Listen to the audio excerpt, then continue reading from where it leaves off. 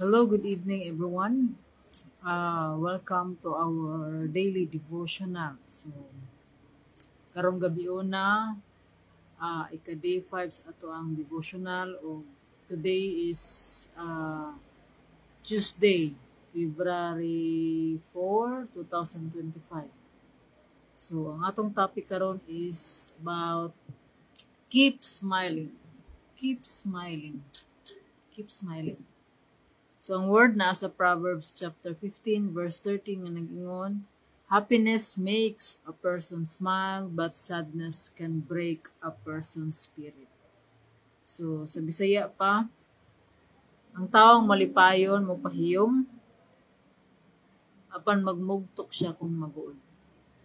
So, magampo kita. Let us pray. Father God in heaven, we glorify your name. Giila ka na mo, Lord, ni Ginoo sa among kinabuhi, pagamahanan ka, Lord God. Ikaw ang among hari, Lord. Ikaw ang tagiyan ng tanan. Ikaw ang source sa tanang butang, Lord. Wala kami mahimugula ikaw, Lord God.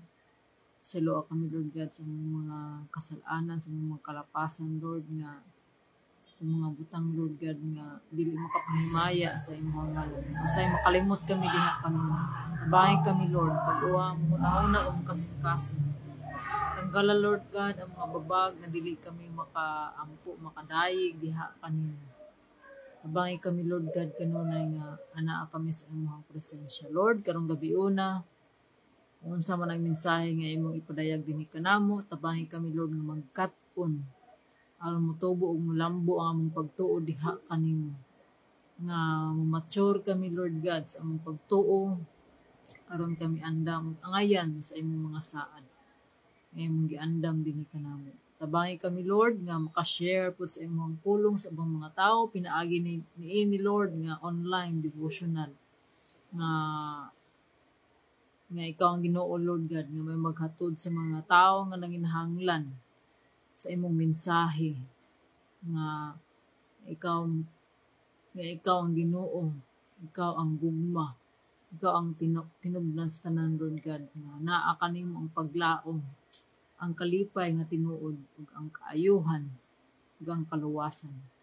Lord, uban ni kami karong gabi una, kining tanan para sa imong kahimayaan, kining tanan, Lord God, ang tanang dungog, himaya, mga pagdayig, kanimo lamang amahan nga naa sa langit, kining tanan, Lord, ang giampo, ipasalamatan sa pangalan ni Jesus. Amen. So, maayong gabi, keep smiling. So, maski daghan ta og mga challenges. So, ato na ibutang challenges ato ang kinabuhi. Every day we have challenges sa ato ang atong ginaatubang. So, everybody likes to see you happy. Smile. Like to see a happy, smiling face, and you will feel better when you smile. So, di ba, kung makakita tag na mo smile, pahiyom, bragod. So, the next time you find yourself thinking about things that make you frown, so, tag mga problema, ask God to help you to be thankful. Lord,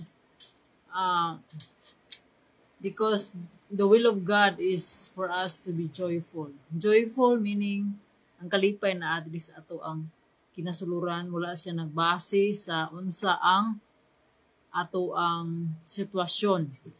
So, God wants us to be joyful, to be thankful. So, kung mahimot ang mapasalamaton, na diha ang contentment o kini makahatag og kalipay o mahimot ang naatay fulfillment sa ato ang kinabuhi. So, don't forget to count your blessings. So, how many wonderful things do you have to be thankful for? So, sa pagmata pa lang nato sa buntag, it's a great day to be thankful. So, every day is a new beginning. Is a day to make things better.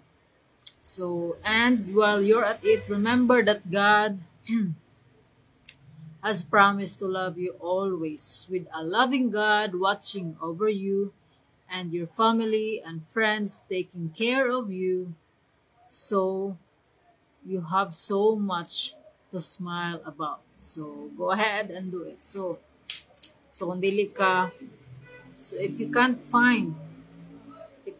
find something to smile about, so ask God to give you joy. So sahay ka nang tungod sa atong mga sitwasyon sa ato ang kinabuhi, mga challenges. So pag mata pa lang daan sa buntag, murag na challenge na ta, ato ang pagkamalipayo na challenge na. So nga itaog tabang sa Ginoo na sa tanan, magpasalamat ta kanunay sa iyahang adlaw nga iyahang gihatag kanamo, because each day is a day to be glad and to rejoice. So this is the day the Lord has made, so we will rejoice and be glad in it. So ang Ginoo, ang Ginoo gusto ta nga mahimutang malipayon, kay mao na iyang kabubuton to be joyful. Be joyful always, be thankful always, and also be prayerful always. So keep smiling. So maski unsa ang ato ang sitwasyon, so mo na nga atong ibutang ato ang pagsalig dili is atong kaugalingon, but to God who is the source of everything, and God has a plan to each one of us, and His plan is good and perfect. So atong ibutang ato ang pagsalig, pagtuo diha sa Ginoo, ug sa ato ang journey, sa ato ang pagtuo diha sa Ginoo, aduna gyud tay mga butang nga makapasmile sa ato, because God can do amazing things. So usahay dili ta mindful, but God make a way when there seems to be no way. So usahay the ways of God is different from our ways. So mo na nga kanunay ta nga magaduol diha sa Ginoo, mga pangayo og tabang nga ang atong ang adlaw iyang pagapastaron nga atong isurrender ang ato ang kinabuhi. Lord, ang Ginoo nag-honor sa ato ang freedom to choose. But when we rely, when we surrender, when we accept Jesus, when we accept God to be our Lord and Savior, so ato nag-surrender ang ato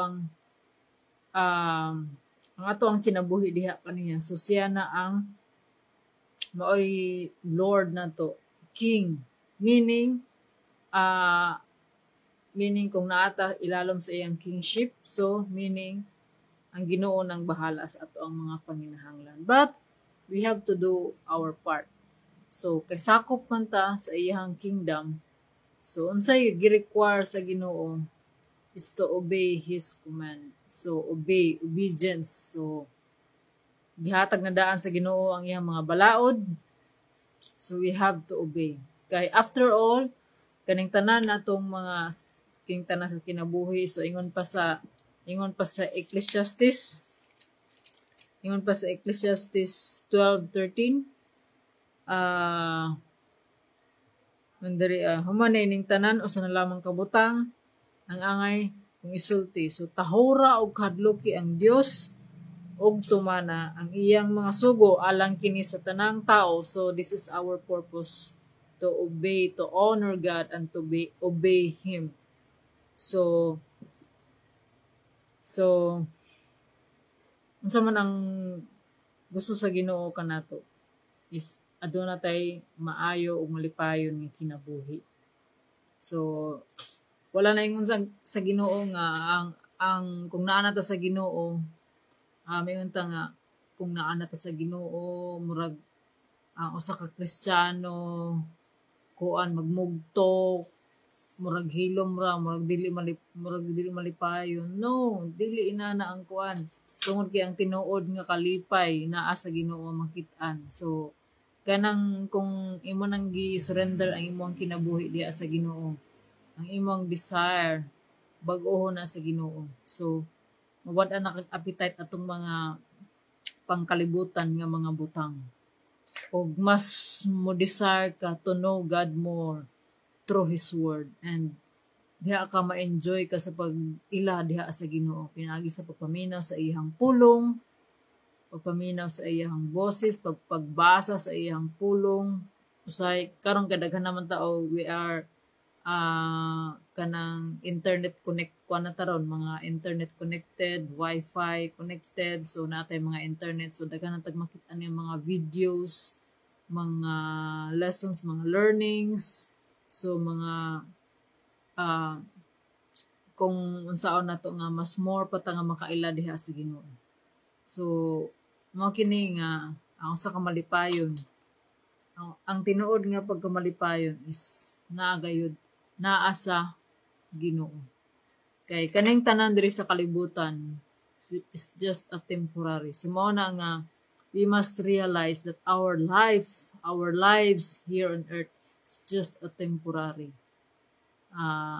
Kuan rata diri we are just on training. So gitraining rata for the second coming of Jesus Christ. So are we ready to face God? Are we ready to meet God? So God has promised that He has a good plan for each one of us. So ito ibutang atong pagsalig diha sa Ginoo. Tungod kay ang Ginoo gamhanan ug ang Ginoo matinud-anon sa iyang mga saad, dili siya kanang sana dili siya mamakak, tungod kay ang Ginoo dili man tao. So dili ato ibutang atong pagsalig diha sa Ginoo, atong whole nga pagsalig, ug mao gini nga diha ta nga magkat-on, maglearn, magkat-on ta pinagi sa ato ang pagbag-o sa ato ang hunahuna. Atong hunahuna, atong mindset. Kaya ang tanan, magikan diya sa atong mindset. Diri ang battle. The battle between good and evil. So, yun pa, keep smiling. Sa ato ang topic karon, keep smiling. So, maski unsa ang ato ang mga naagian ng mga problema, part lang na sa ato ang growth. So, unsaon na to kanang mga challenges. Giallow na sa Ginoo nga ma-experience nato for us to build our character. Ang ato ang pagsalig diha sa Ginoo, ang atong pagpasensya, ang ato ang pagtuo. So, ug ang ato ang pagkontrol. Daghan katong mga kinaiya sa bulang espiritu. To be joy, the fruit of the Holy Spirit. So, ibalik, the fruit of the Holy Spirit is joy. Una sa tanan is love. So, kining tanan, gisummarize into the fruit, Sarah, it's love. Because kaning uban nga mga kinaiya, kung aduna kay paghigugma, naa na pud ni tanan. So, love, joy, peace, patience, kindness, goodness, faithfulness, gentleness, and self-control. So, kung naataan nga mga kinaya o kung wala ta, mga itagtabang sa Ginoo, Lord, help me to be like you. Because Jesus, ang pag-anhin ni Jesus, gipakita lang niya kung unsa ang dapat nato nga sundon ang iyahang iyahang kinaiyahan nga maayo. So, mo kini nga just keep smiling. Di tangay mabalaka, for God is with us. Do not be afraid. Do not be discouraged. For the Lord, our God, is with us wherever we go. But we have to do our part. Obey God. So, keep smiling. So, let us remember the good things that God has done for us. So, kung na yung mga panahon nga kanang naka-face to ang mga challenges ato ang kinabuhi, atong hinumduman kung giun sa taniya pagluwas. So, makaingon gud ta sa Ginoo, makaingon gud ta nga, salamat Lord. Thank you for everything you have done for us. So, keep smiling. To God be all the glory. So let us pray. Father God in heaven, Lord, salamat sa imong mensahe, Lord God. Nga ikaw ang Ginoo, Lord God, nga kanunay ka nga magabubo sa imong panalangin kanamo Lord, amo panginahanglan. Ikaw ang Ginoo Lord ang gusto nimo nga kami mahimong malipayon. Kay ikaw ang Ginoo Lord God nga source sa tanan Lord God. Nga kami nga nagatuo diha kanimo. Adunay kalipay nga dili na mamakit-an diri sa kalibutan. Salamat Lord. Nabangi kami Lord God to obey you in everything Lord God. Dili na mo ni mahimo kung wala ang imong panabang. Tabangi kami Lord God. Puna kami Lord sa imong kaalam. Aron kami makasayod sa imong kabubuton sa amoang kinabuhi. Wala kami mahimog wala ikaw Lord God. Kung Lord, sa mga naminaw ni ini nga mensahe, ikaw ang Ginoo Lord God, ay magatandog sa ilahang mga kinabuhi. Palambua sila Lord sa ilahang pagtuo diha kanimo. Aron mo mulambo sila sa ilahang pagsalig sa ilang kinabuhi, sa ilahang espirituhanon nga bahin Lord. Ug mo flow kini Lord God sa ilahang kinabuhi in physical, in wealth, and in health. Dalaygon ka Lord sa katapusan. Salamat sa imong pag-uban ka namo karong gabi una. Amo isalig kini nga gabi diha kanimo Lord God. Ikaw magatawon sa imong precious blood nga walay buhat sa kaaway. Ug mo kining bungkagon Lord God sa pangalan ni Jesus. Nang kaming tanan Lord God, imong tagaan og mayong pagpahulay. Imong i-renew ang among spirito, ang kusog Lord. Salamat nining tanan Lord God. Imong isalig diha kanimo among kagabhion nga kami laom sa imong maayong ugma Lord nga imong ipadan-an dinhi kanamo. Salamat Lord, tanang dungog himaya mga pagdayeg kanimo lamang amahan nga nasa langit. Ning tanan Lord among gipasalamatan ug giampo sa pangalan ni Jesus. Amen. So, mayong gabi, dalaygon ang Diyos. Good night. God bless and see you tomorrow. Bye.